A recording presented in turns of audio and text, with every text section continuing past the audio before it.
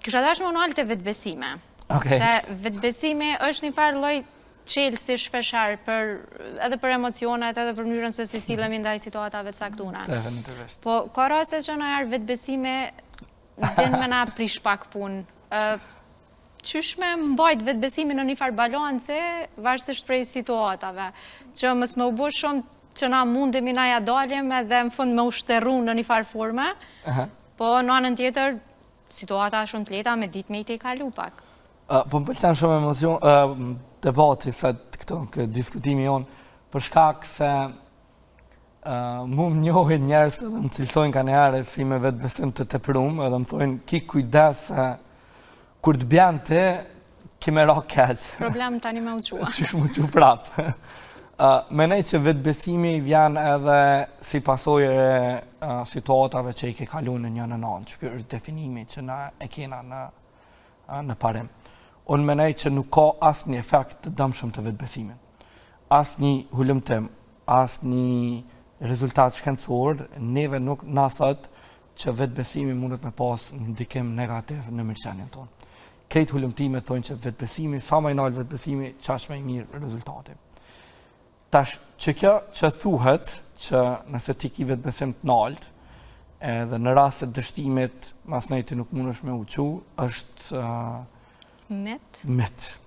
Edhe është mit i pateftum në herë. Për shkak se vetbesimi nuk është specifik në situata, vetbesimi është i përgjithshëm. Pra, nëse ti merr me bëu diçka, edhe ki vetbesim të nalt që mundesh mja dal me bëu ata, edhe nëse nuk e mrin me bëu ata, të paktën ti ki vetbesim të nalt që edhe nëse se mrin, ti ke me vepru tutje, ke me mësu diçka prej saj. Pra, nuk është që vetbesimi mundet me ka një keq në situata të caktuara. Mundet më të shti në rrugë të gabuar ka një herë, por është gjithë mirë që me pas vetbesimi nalt për shkak se funksionon masnej në situata. Edhe nëse dështon e ki shumë akallaj me e te i kalu që ata për shkak të vetbesimit nalt që te ki. Kështu që mos u shqetëson nëse të kanë thonë dikush që ki vetbesim nalt. Kur flasim për vetbesimin, unë thashë është një farë lloj çelëse, po a ka teknika që duhemi me rujt ekuilibrin emocional, varësisht prej situatave, se ndonjëherë tim me ja egzageru pak tani sjelljet tona edhe kur të shkojnë shpejt themi që e kena tepru pak se su dasht me bu krejt ashtu s'ke qa që madhe puna, sa sjellja jonë me konë qaq nështë edhe agresive ndaj të tjerve. Ose në anën tjetër gëzome shumë, po kur të nalësh edhe me ndonë, thus nuk ka diçka shumë e madhe, pse e bona që ashtu. Ka njerë di me dal pak prej vetës nështë, po që shme arrit me rujtë që të ekuilibrin emocional?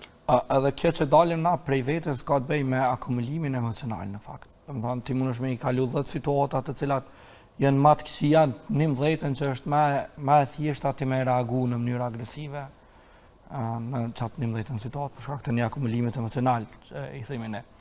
Që shme rujtë që të ekuiliber, unë menej, edhe në fakt që kjo është këshilla jam për krejt juve, përfshirë edhe ty, që sa herë që të ndodh një emocion i caktuar, qoftë pozitiv apo qoftë negativ, ta dish që çajo është të ndodh për shkak se situata ose personi për ty ka vlerë. Lama veç një minut me tentu me shpjegu qëta. Pra, nëse një situatë është të shkaktu angth ty që s'po mundesh me flejt natën, mirë është kjo, për shkak se situata ka vlerë për ty. Nëse situata nuk ish me pas vlerë, ti nuk e kishe pas asnjë lloj emocioni. Pra ti emocione që tu i përjetu për një situatë caktuar nuk kupton që çaja situatë është e rëndësishme për ty. Edhe trajtoje mirë situatën, merru me ta, puno me çato. Njëjtë është edhe për njerëz. Pra, nëse ti je tu ecë edhe po të bjen men një person i caktuar, vllau, motra, nana, baba, nuk kupton që çaj person ka vlerë për ty. Pra, ti japja kohën tonë që asaj. Kështu që këshilla më e mirë për me mujt me rujt që të farë ekuilibri është që shjaja çfarë do lloj emocioni që të vjen. Frikë, ankth, dëshprem, lumturi, gëzim, krenari, se cila prej tynev e ka një farë benefiti që ta bjen në anën tjetër, sa prej tynev edhe shfrytëzoj në dobin tonë që me mujt me funksionu më mirë.